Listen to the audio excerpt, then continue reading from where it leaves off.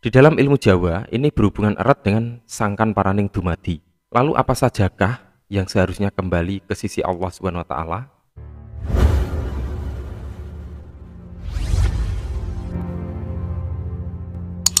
Assalamualaikum warahmatullahi wabarakatuh. Bismillahirrahmanirrahim. Alhamdulillah, bertemu lagi dengan Syekh Jati Channel.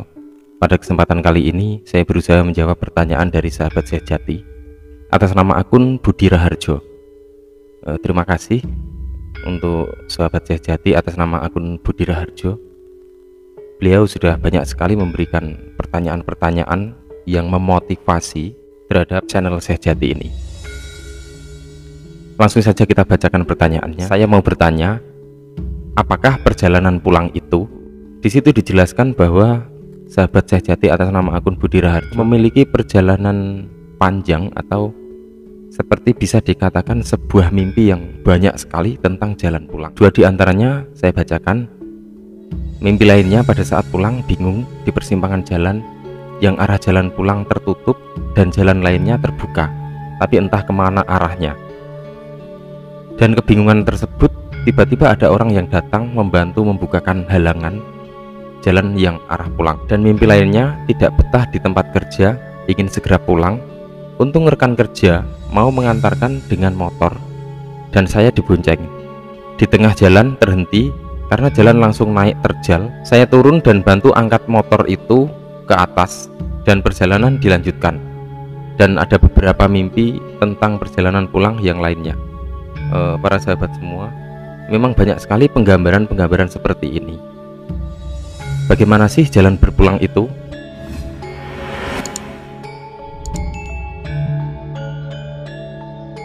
Bagaimana caranya untuk memahami hal ini? Maka kita harus meyakini dan memiliki keyakinan yang sangat kuat bahwa kehidupan manusia di alam nyata ini sesungguhnya adalah terpantul ke alam batin. Di dalam pengalaman sebuah mimpi atau di dalam pengalaman zikir dan meditasi, maka semua visualisasi yang tampak itu adalah sebuah pesan singkat yang harus dipahami. Nah, di dalam membaca pesan itulah yang terpenting, seperti halnya visualisasi yang terlihat di dalam mimpi-mimpi tersebut.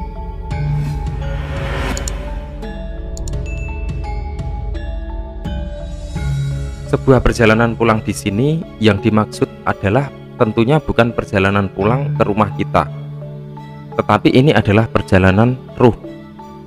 Bagaimana ruh ini bisa pulang kembali ke awal kondisi saat kita diciptakan. Di dalam ilmu Jawa, ini berhubungan erat dengan sangkan paraning dumadi. Ingatlah, ketika terdengar sebuah kabar kematian, maka di dalam Islam umum sekali diucapkan innalillahi wa inna ilaihi rajiun. Sesungguhnya kami milik Allah dan kepadanya lah kami kembali. Surat Al-Baqarah ayat 156. Lalu apa sajakah yang seharusnya kembali ke sisi Allah Subhanahu wa taala? Yakni seluruhnya, seluruh elemen jiwa dan raga kita harus kembali kepada Allah Subhanahu wa taala. Seluruh elemen jasmani dan ruhani harus kembali ke asalnya. Dan untuk mengetahui hal ini, sesungguhnya kita harus mengetahui awal kejadiannya. Semua berawal dari kekosongan, kemudian dari awal pusat cahaya Allah Subhanahu wa taala menciptakan 4 perkara yang menjadi awal terbentuknya segala wujud, yakni anasir api, anasir udara, anasir air, dan anasir tanah.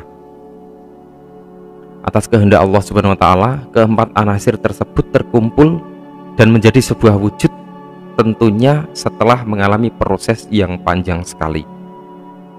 Kemudian setelah menjadi wujud, anasir itu terpakai pada diri kita. Maka tentunya sesuatu yang terpakai bisa kotor, seperti layaknya tubuh manusia yang terkena dosa dari nafsu-nafsu kita. Oleh karena itu kita harus membersihkannya. Kemudian mengenai letak keempat anasir tersebut, maka anasir api ada pada telinga, anasir udara ada pada hidung, anasir air ada pada mata, dan anasir tanah ada pada mulut.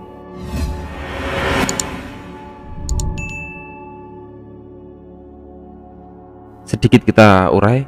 Telinga atau anasir api ada pada rasa, maka tinggalkanlah ego untuk mendekati sang diri. Sedangkan untuk memahami ego, sering-seringlah berpuasa, atau laku tirakat yang lain.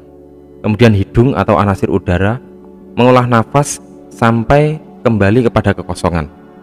Dengan mengetahui hakikat nafas, kita bisa memahami kekosongan. Hindari zina mulut, serta makan dan minum sekedarnya. Tinggalkan sifat iri, dengki, dan lain-lain. Kemudian selanjutnya adalah mata, anasir air, lepaskanlah pandangan selain pencerahan. Lakukan zikir hati, hindari sombong dan tamak. Kemudian yang terakhir adalah mulut atau anasir tanah. Bersihkanlah pikiran Anda, membersihkan wujud lahiriah. Bisa dengan melakukan ibadah-ibadah syariat, insya Allah mampu membersihkan lahiriah kita. Atau pada intinya, bisa Anda lakukan zikir secara bertingkat, zikir lahiriah atau syariat, kemudian zikir hati, zikir rasa, dan zikir sukma. Lakukanlah semua karena Allah Subhanahu wa Ta'ala, sehingga anasir yang sudah terpakai bisa perlahan-lahan kembali bersih lagi, sehingga keempat unsur anasir di dalam diri bisa kembali pulang ke asalnya. Api kembali ke api, udara kembali ke udara, air kembali ke air, dan tanah kembali ke tanah. Sesuai dengan innalillahi wa inna ilaihi rajiun. Semua berawal dari tiada kembali ke tiada lagi.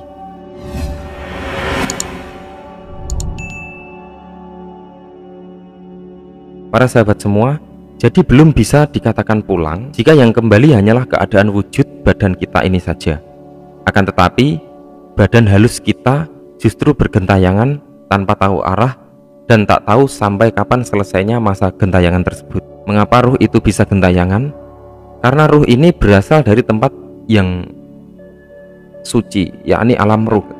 Maka ketika kembali, seharusnya kembali ke alam ruh pula, bukan berada di alam gaib, yang notabene alam gaib tersebut ada di antara alam ruh dan alam manusia, jadi di tengah-tengah. Maka sebagai seorang spiritualis, sesungguhnya sangat penting untuk melatih jalan pulang sedini mungkin, minimal mengetahui dasar-dasarnya. Para sahabat semua, untuk bisa kembali pulang, kita harus mengetahui jalannya. Ini dijelaskan di dalam surat Al-Fatihah ayat 6. Ihdinas siratal mustaqim, tunjukkanlah kami jalan yang lurus. Kemudian jalan yang lurus itu apa? Ini ada di dalam surat Al-Fatihah ayat 7, yaitu jalan orang-orang yang engkau beri nikmat kepadanya, bukan jalan mereka yang dimurkai, dan bukan pula mereka yang sesat. Para sahabat semua, terkadang perintah-perintah sederhana yang jika kita renungkan akan mampu menjadi sesuatu yang sangat mendasar. Seperti contoh adalah berdoa kepada Allah. Allah Subhanahu wa Ta'ala memerintahkan hambanya untuk selalu berdoa dan memohon kepadanya agar jauh dari kemungkaran dan terhindar dari kesesatan. Itulah yang sangat disukai Allah Subhanahu wa Ta'ala. Permohonan yang mengarah pada ruhani, bukan permohonan, bukan doa duniawi, seperti contoh memohon kekayaan, kesuksesan, kesembuhan, kepandaian, dan lain-lain. Sehingga semua fokus kehidupan kita menunjukkan kita untuk bisa kembali ke Allah Subhanahu wa Ta'ala, yakni kembali kepada kesejatian. Maka janganlah kalian lihat perbedaan dan keanekaragaman dunia, karena perbedaan itu sesungguhnya yang membuat manusia lupa terhadap keesaan Allah Subhanahu wa Ta'ala. Allah Subhanahu wa Ta'ala itu menciptakan keanekaragaman atas wujud, bentuk, warna, dan perbuatan, sebagaimana pembelajaran sebab akibat, agar kita bisa memahami keesaan Allah Subhanahu wa Ta'ala. Sesungguhnya keramaian alam ini adalah kemahabesaran Allah atas dua keseimbangan yang saling berlawanan, tetapi saling melengkapi satu dengan yang lainnya. Lihatlah terangnya matahari, itu tidak akan cukup untuk menerangi bumi. Masih dibutuhkan sinar bulan untuk menerangi pada saat kegelapan malam. Sesungguhnya hanya Allah Subhanahu wa Ta'ala yang menciptakan segala sesuatu. Dan sesungguhnya sebelum ada apa-apa, yang ada itu adalah Allah, tiada yang lain.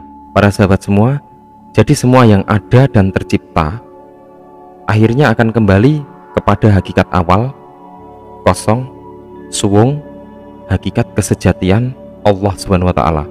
Semoga bermanfaat, semoga bisa menunjukkan jalan kita berpulang kepada Allah Subhanahu wa Ta'ala. Wallahu a'lam bishawab. Wassalamualaikum warahmatullahi wabarakatuh.